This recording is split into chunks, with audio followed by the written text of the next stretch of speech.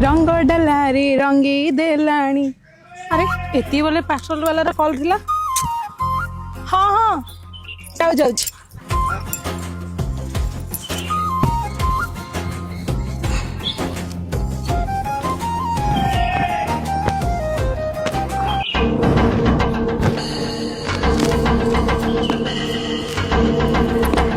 देई कौन एठी सिंदूर फरोड़ थोई दे जाइछन्ती।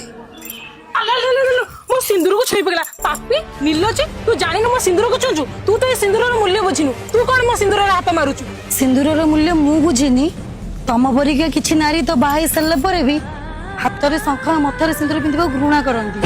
केई केई कहंती सिंदूर पिंधिले हम स्किन एलर्जी हबो तो आउ केई केई कहंती आमे जदी एते लेखा शंख सिंदूर पिंधिबु लोके माने हमको गाउली कहिबेनी। तमे मते कहजो मु मूल्य बुझिनी। तू मो को ଟିକେ शरम नाही बहुत कथा कहू।